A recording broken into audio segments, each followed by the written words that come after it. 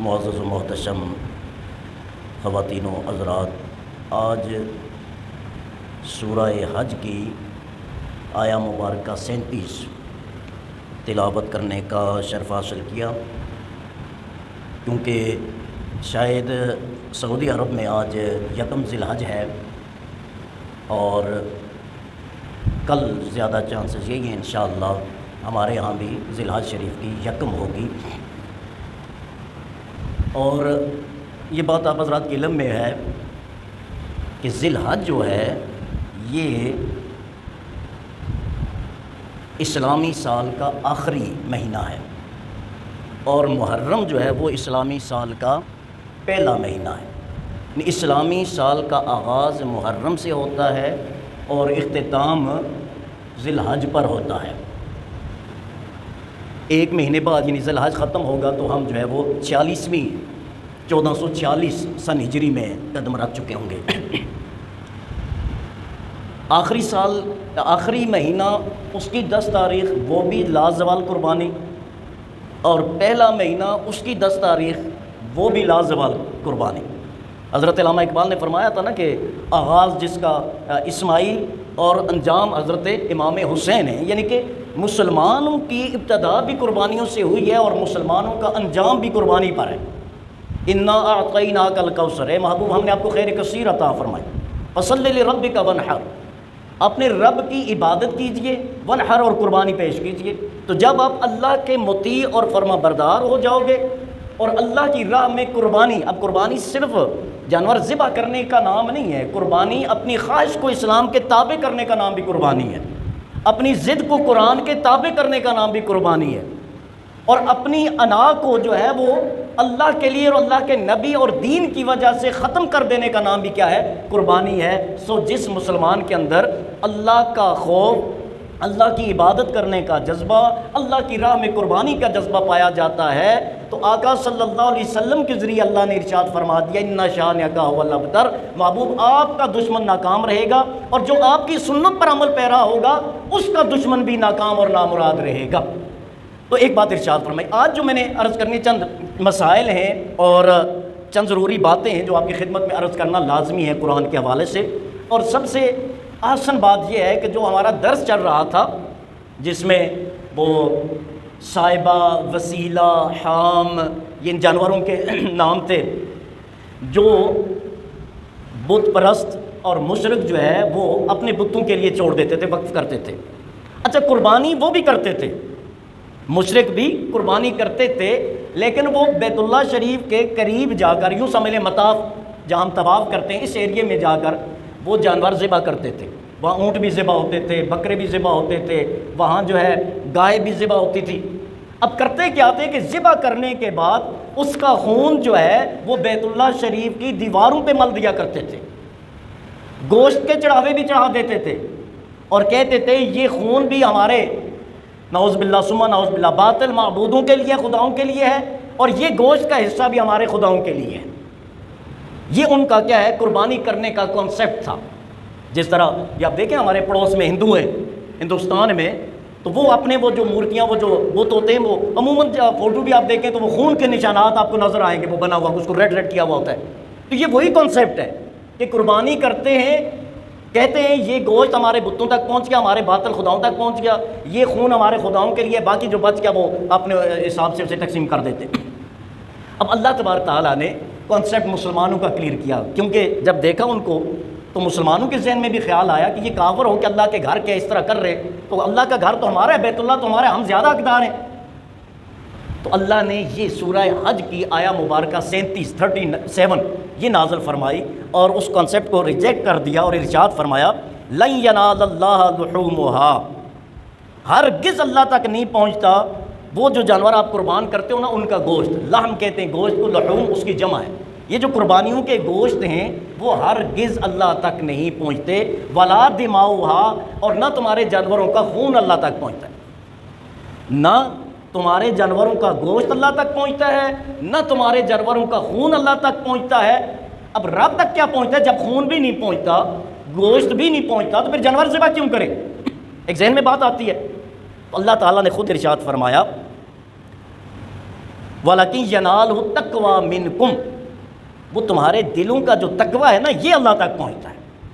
صحیح بخاری شریف کی حدیث ہے، نبی اکرم صلی اللہ علیہ وسلم نے ارشاد فرمایا لا ينظر اللہ، اللہ نہیں دیکھتا الی صورکم، تمہاری صورتوں کی طرف، ولا اموالکم ولا الی اموالکم، اور نہ تمہارے مالوں کی طرف دیکھتے ہیں۔ اللہ کو تمہاری صورتوں سے غرض نہیں ہے کہ یہ کالا ہے، یہ سفید ہے، یہ خوبصورت ہے، یہ بدصورت ہے وغیرہ، رب کو اس سے کوئی لینا دینا، اللہ تمہاری صورتوں کو نہیں دیکھتا۔ ولا اموالکم، تمہارا رب تمہارے مالوں کو بھی نہیں دیکھتا، کس کے پاس زیادہ مال ہے کس کے پاس کم مال ہے، اللہ کے ہاں اس کی کوئی اوقات اور وقت نہیں ہے۔ اللہ نہ تمہاری صورتوں کو دیکھتا ہے، رب نہ تمہارے جو ہے اموال یعنی مال کو دیکھتا ہے۔ اب دیکھتا کیا ہے؟ وَلَكِنْ يَنْظُرُ إِلَىٰ قُلُوبِكُمْ وَأَعْمَالِكُمْ، اللہ تمہارے دلوں کو دیکھتا ہے اور اللہ تمہارے عملوں کو دیکھتا ہے۔ اللہ دیکھتا ہے تمہارے دل میں نیت کیا ہے، اور رب دیکھتا ہے کہ یہ عمل آپ کرتے کیوں ہیں۔ تو اس لیے یہاں بھی ارشاد فرمایا لن ینال اللہ لحومها ولا دماؤها، اللہ تک ان تمہاری قربانیوں کے نہ گوشت پہنچتے ہیں نہ خون پہنچتا ہے، ولکن ینال التقوی منکم، ہاں تمہارا خوف اللہ تک پہنچتا ہے، تمہاری نیت اللہ تک پہنچتی ہے، تمہارا جذبہ رب تک پہنچتا ہے، تمہارا اخلاص رب تک پہنچتا ہے۔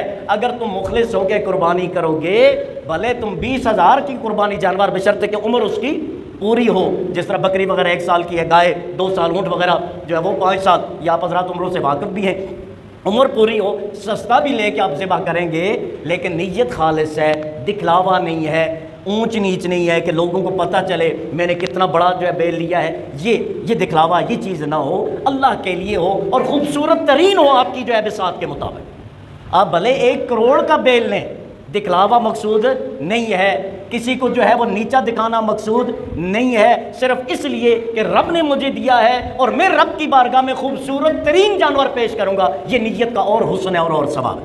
لیکن اگر دکھانے کے لیے کریں گے تو دوستو پھر وہ صرف گوشت ہے، وہ قربانی نہیں ہے۔ کیوں؟ کیونکہ گوشت اور خون سے رب کو سروکار نہیں ہے، رب دیکھتا ہے تمہارے دل میں کیا ہے اور تمہارا عمل کیا ہے۔ یہاں پچھلے دنوں مجھ سے ایک دوست پوچھ رہے تھے، اور عموماً جب یہ عید قربان قریب آتی ہے تو سوالات ہوتے ہیں کہ جی یہ اتنے لاکھوں کا جانور لے کے ذبح کر دیتے ہیں، کسی یتیم بچی کی شادی کروا دیں، اللہ کو اس قربانی سے کیا ہے وغیرہ وغیرہ بہت ساری چیزیں۔ تو میں نے ان سے تو مسئلہ عرض کیا، لیکن میں نے سوچا کہ آپ کی خدمت میں بھی عرض کر دوں۔ مجھے آپ بتائیں حج زندگی میں کتنی دفعہ فرض ہے؟ 1 دفعہ فرض ہے۔ میرا خیال ہے ہمارے احباب میں سے اکثریت ایسی ہوگی جس نے 2 یا اس سے زیادہ مرتبہ حج کیا ہوگا۔ بھائی جس نے ایک حج کر لیا ہے وہ 15-16 لاکھ روپے خرچ کر کے دوبارہ حج پہ کیوں جا رہا ہے؟ اس کا تو فرض زندگی میں 1 دفعہ لازم تھا جو اس نے کر دیا۔ تو کہو نا کہ جناب یہ جو حج پہ پیسے خرچ کر رہے ہو یہ غریب کی شادی، اور جائز ہے، ہونا چاہیے، بلکہ بعض اوقات ایک بندے نے اگر حج کر لیا ہے، باقی جو حج کی اماؤنٹ اس کے پاس ہے بنتی ہے، وہ اگر کسی غریب بچی کی شادی یا غریب کا روزگار اس کو بنا دے، میرا خیال یہ ہے کہ اس کی نیت کے حساب سے ہو سکتا ہے حج سے زیادہ ثواب اللہ عطا فرما دے، کیونکہ حج کا فریضہ اس نے ادا کر لیا ہے۔ اچھا یہ جو آپ اللہ معاشرہ میں سب کی بات نہیں کرتا، یہ ہمیشہ بات ذہن میں رکھیں، جب بھی بات ہوتی ہے اکثریت کی ہوتی ہے۔ یہ جو ہم سوشل میڈیا پہ جو ہے تصویریں لگانے کے لیے عمرہ کرنے ہر 4تھے مہینے جاتے ہیں، تو اس عمرے کا پیسہ کیا غریب پہ خرچ نہیں کیا جا سکتا؟ عمرہ تو واجب ہی نہیں ہے نا، تو کیوں صرف قربانی کے دنوں میں آ کے آپ کو غریب یاد آ جاتا ہے؟ میں تو حیران ہوتا ہوں، یا ربیع الاول کا مہینہ شروع ہو تو غریب یاد آتے ہیں، اور یا ذی الحج کا مہینہ شروع ہو تو غریب یاد آتے ہیں۔ ارے دوستوں وہ باقی 10 مہینے بھی غریب ہی تھا، اس دوران بھی خیال اس کا رکھنا لازمی ہے۔ اب یہاں میں ایک بات کنسیپٹ آپ کو عرض کر رہا ہوں، اللہ تبارک و تعالیٰ نے ارشاد خود بھی فرما دیا، ہمیں بھی پتہ ہے جو ہم قربانی کرتے ہیں اس کا گوشت رب کی بارگاہ میں گوشت بحیثیت گوشت نہیں پہنچتا، اللہ کی بارگاہ میں اس کا خون نہیں پہنچتا، پھر جانور ذبح کرنے کا حکم کیوں دے دیا؟ اب غور فرمائے نا، پھر ذبح کرنے کا حکم کیوں دیا؟ رب نے فرمایا جس کو طاقت ہے وہ زندگی میں 1 دفعہ حج کر لے، اس کے بعد وہ کھرب پتی بھی ہے اس پر حج لازم نہیں ہے، اس کا فرض ادا ہو گیا۔ ایسا ہی ہے نا، قربانی جانور ذبح کرنا ہر سال واجب فرما دیا، رب کو کیا ضرورت ہے؟ میں ایک بڑی مزے کی بات عرض کرنے لگا ہوں، بات یہ ہے کہ اللہ کو اپنے بندوں سے ان کی نسبتوں سے بڑی محبت ہوتی ہے۔ اللہ اپنے محبوب بندوں کی نشانیوں سے بھی محبت کرتا ہے، ان کی اداؤں سے بھی محبت کرتا ہے، ان کے عمل سے بھی محبت فرماتا ہے، اور جہاں جہاں گزرے ہیں ان جگہوں سے بھی محبت فرماتا ہے۔ حضرت ابراہیم علیہ السلام کا عمل ہے نا، حضرت اسماعیل علیہ السلام کو ذبح کرنے والا اسی مینا میں کیا، تو رب نے فرمایا وَتَرَكْنَا عَلَيْهِ فِي الْآخِرِينَ، ہم نے اپنے ابراہیم کی سنت کو اور حضرت اسماعیل کی سنت کو سب پر لازم کر دیا بعد میں آنے والوں کے لیے، قرآن نے کہہ دیا سب پر۔ لیکن وجہ کیا ہے؟ فَلَمَّا أَسْلَمَا وَتَلَّهُ لِلْجَبِينِ، اصل بات یہ دونوں اللہ کے حکم کے سامنے سر تسلیم خم کرنے والے ہیں، اور پھر ان کو لٹایا گیا۔ یہاں بات کیا سامنے آتی ہے؟ بیسک چیز یہ ہے کہ اللہ کا حکم ماننا۔ حضرت ابراہیم علیہ السلام نے اللہ کا حکم مانا، اپنے بیٹے کی قربانی دینے کے لیے تیار ہوئے، بیٹے نے رب کا حکم مانا، اپنی قربانی دینے کے لیے تیار ہو گیا، اور کہا ہے کہ اے میرے بیٹے یا بنی انی اری فی المنام، بیٹے میں نے خواب میں دیکھا انی اذبحک، میں تجھے ذبح کر رہا ہوں، فانظر ماذا تری، بیٹے بتا، یہ قرآن بیان کر رہا ہے، بیٹے بتا تیری رائے کیا ہے؟ قال، عرض کرنے لگے یا ابت افعل ما تؤمر، ابا جان جو رب کا حکم ہے وہ کر گزریے، ستجدنی انشاءاللہ من الصابرین، آپ انشاءاللہ مجھے صبر کرنے والوں میں سے پائیں گے۔ فلما اسلما وتلہ للجبین فنادیناہ یا ابراہیم قد صدقت الرؤیا، پھر ہم نے کہا ابراہیم آپ نے اپنی بات سچ کر دکھا۔ پھر آگے ارشاد فرمایا ترکنا علیہ فی الآخرین، اب یہ بعد میں آنے والوں پر لازم ہو گیا۔ تو قربانی کرنا سنت ابراہیم، قربان ہونا سنت اسماعیل، اور یہ دونوں سنتیں رب نے اپنے محبوب کی امت پر لازم کر دی کہ قیامت تک کے لیے حضرت اسماعیل اور حضرت ابراہیم کی سنت کو سیلیبریٹ کرنا ہے، جس طرح انہوں نے کیا ہے اسی طرح آپ نے بھی کرنا ہے۔ اب بنیادی اس میں عقیدہ کیا ہے، نظریہ کیا ہے؟ بنیادی عقیدہ اور نظریہ یہ ہے کہ حضرت ابراہیم علیہ السلام نے اپنی اولاد کی قربانی اللہ کی بارگاہ میں پیش کی، تیار ہو گئے، وہ الگ بات ہے کہ رب نے اس کے متبادل دمبا پیش کر دیا، فرما دیا، لیکن حضرت ابراہیم نے تو اپنے لخت جگر کو لٹایا تھا نا ذبح کرنے کے لیے۔ تو سب سے اہم یہ ہے کہ جب ہم تکبیر پڑھ رہے ہوں بسم اللہ اللہ اکبر، جانور کے گلے پہ جب چھری چلا رہے ہو، تو ساتھ ہی یہ نیت بھی کرے کہ یا اللہ میں اپنی خواہشات کو بھی آج سے اسی طرح ذبح کر رہا ہوں، آئندہ میرے رب تیرے ہی حکم پر میں نے عمل کرنا ہے، اور تیرے محبوب کے احکامات پر میں نے عمل کرنا ہے۔ تو ایک تو یہ اللہ کو اپنے بندوں کی ادائیں بڑی پسند ہوتی ہیں۔ اب آپ پورے حج کو دیکھ لیں، وقت ہوا چاہتا ہے، پورے حج کو دیکھ لیں، کیا ہے حج میں؟ بیت اللہ شریف ایک پتھر کا گھر ہے، اور بذات خود نہ کسی کو نفع دے سکتا ہے نہ نقصان دے سکتا ہے۔ اللہ کے محبوب نے طواف کیا تو رب نے وہ طواف کو واجب کر دیا، سارے کرو گے۔ صفا مروہ کیا ہے جانتے ہیں نا آپ؟ حضرت حاجرہ دوڑی تھی حضرت اسماعیل علیہ السلام کو دیکھنے کے لیے جب وہ پیاسے تھے، اور وہ درمیان میں آج بھی وہاں وہ گرین پٹی لگی ہوئی ہے، اسے میلین اخترین کہتے ہیں، دو سبز نشان۔ اب وہاں سے وہ تیز دوڑی تھی، آج بھی واجب ہے وہاں سے تیز دوڑنا ہے۔ صفا سے میلین اخترین تک آپ آرام سے جائیں گے، میلین اخترین سے دوڑ لگا کے وہ جو نشان ہے اس کو آپ کیا کرتے ہیں؟ کراس کرتے ہیں۔ کیوں کہ حضرت حاجرہ نے ایسے کیا، انہوں نے عبادت سمجھ کے ایسے نہیں کیا تھا، حضرت اسماعیل کی محبت میں ایسے کیا تھا کہ باقی جگہ پہاڑیوں صفا سے بھی وہ نظر آتے تھے، مروہ سے بھی نظر آتے تھے، وہ جو میلین اخترین وہ ذرا نچلی جگہ تھی وہاں سے نظر نہیں آتے تھے، اس لیے وہ دوڑ کے جاتی تھی۔ تو اللہ نے مرد و زن، مسلمان مرد اور عورت سب پر واجب فرما دیا قیامت تک وہاں جو آپ نے کرنا۔ پھر آپ عرفات میں جاتے ہیں تو حضرت آدم و حوا کی ملاقات آپ کو جو ہے وہ یاد کروائی جاتی ہے کہ یہاں ان کی ملاقات ہوئی، عرفات کہا گیا اس میں جو ہے وہ جبل رحمت کی طرف آپ جاتے ہیں، وہاں میرے آقا نے اسی عین جس جگہ پہ وہ جبل رحمت ہے اسی جگہ پہ کھڑے ہو کے آقا صلی اللہ علیہ وسلم نے خطبہ حجۃ الوداع ارشاد فرمایا تھا۔ آپ ادھر بھی جاتے ہیں، مڑ کے مزدلفہ آتے ہیں، وہاں بھی آقا کریم صلی اللہ علیہ وسلم نے آرام فرمایا تھا، اور دیگر بہت سارے انبیاء وہاں جو ہے، اور ایک روایت یہ ہے کہ وہاں کثیر انبیاء کی قبریں بھی موجود ہیں، وہاں جاتے۔ اب اپنا منا کیا کرتے ہیں؟ منا میں آپ کو پتہ ہے حضرت ابراہیم علیہ السلام نے وہ جو شیطان کو 3 جگہ پہ کنکر مارے تھے، وہ آج آپ نے وہی کام کرنا ہے، وہی پریکٹس کرنی ہے۔ اس کے بعد قربانی دی تھی کنکر مار کے، تو آپ بھی پہلے دن کنکر مار کے جا کے کیا کرتے ہیں؟ قربانی دیتے ہیں، اور پھر اس کے بعد حلق کرواتے ہیں اور طواف زیارہ کیا جاتا ہے۔ اس سب میں ہے مقام ابراہیم کیا ہے؟ مقام ابراہیم کیا ہے؟ وَاتَّخِذُوا مِن مقام ابراہیم مصلی، اللہ فرماتا ہے حضرت ابراہیم کے قدموں پر سر رکھو۔ شارٹ اس آیت کا ترجمہ شارٹ یہ ہے، وَاتَّخِذُوا، اور تم بنا لو، من مقام ابراہیم، حضرت ابراہیم کے پاؤں کی جگہ کو، کھڑے ہونے کی جگہ کو، مصلی، اپنے سجدہ گاہ بناؤ۔ وہ آج بھی دیکھیں، وہ اسے ایک باکس میں حضرت ابراہیم علیہ السلام کے قدمین پاک کے جو ہے وہ نشانات وہ ہمیں ملتے ہیں۔ تو رب نے کیا ارشاد، جہاں میرے محبوب کے پاؤں لگے نا میرے بندو تمہیں وہاں سر لگانا ہوگا تب تمہاری عبادت قبول ہوگی۔ یہ کیا حج کیا ہے؟ اور کیا اس کے علاوہ نکالیں اور کیا چیز نکلتی ہے؟ کہیں حضرت حاجرہ کی یاد ہے، کہیں حضرت اسماعیل کی یادیں، کہیں حضرت ابراہیم کی یادیں، کہیں میرے کریم آقا کی یادیں، اس کے علاوہ کیا ہے؟ وَمَن يُعَظِّمْ شَعَائِرَ اللَّهِ فَإِنَّهَا مِن تَقْوَى الْقُلُوبِ۔ اللہ فرماتا ہے کہ جو اللہ کی نشانیوں کی تعظیم کرتے ہیں نا، اللہ کی نشانیوں کی تعظیم یہ تقویٰ میں سے ہے۔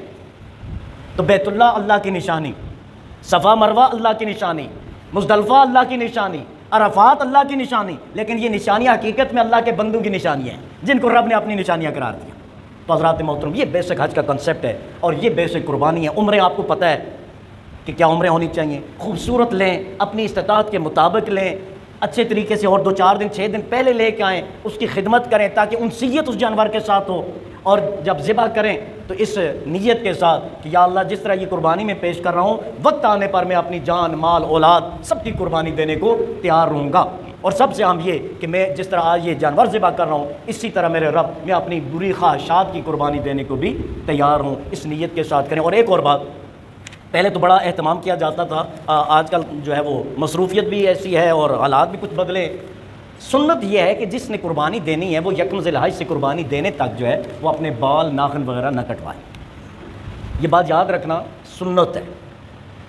یہ بھی نہیں کہ آپ کو بہت ضروری میٹنگ ہے، بہت اہم جگہ پہ آپ نے جانا ہے تو ناخن بڑے ہیں، بال بڑے ہوئے ہیں، اگر ایسی صورتحال ہے تو آپ کاٹ سکتے ہیں، خط بنا سکتے ہیں، لیکن سنت یہ ہے کہ اگر اس طرح کوئی خدا نخواستہ مجبوری نہیں ہے تو وہ 10 دن کے لیے اللہ کے محبوب کی سنت سمجھ کر جو ہے ان کو رہنے دیں، اور قربانی کے بعد جو ہے وہ ناخن بھی کاٹ لیں اور بال بھی، خط بھی بنوا لیں۔ لیکن جیسے میں نے پہلے عرض کیا، اگر کوئی مجبوری ہے تو اس کا گناہ نہیں ہوگا، لیکن جہاں واجب قربانی کرنے کی نیت کرتے ہیں وہاں ساری سنتوں پہ بھی عمل کر لیا جائے تو میرا خیال فائدہ ہی ہے۔ ویسے بھی 8 دن بعد ہی ناخن کاٹتے ہیں نا ہم، یا خط کرواتے ہیں عموماً 8 دن بعد، تو 10 دن بعد ہو جائیں گے، بلکہ 9 دن بعد، 10ویں دن تو ویسے ہی آپ نے کرنا ہی ہے۔ تو ایک آدھ دن کی بات ہے، اللہ کے حبیب کی سنت کی نیت کر کے چھوڑیں گے تو یقیناً اللہ کرم فرمائے گا اور ثواب بھی عطا فرمائے گا۔ اللہ تعالیٰ ہم سب کامیاب ناصر۔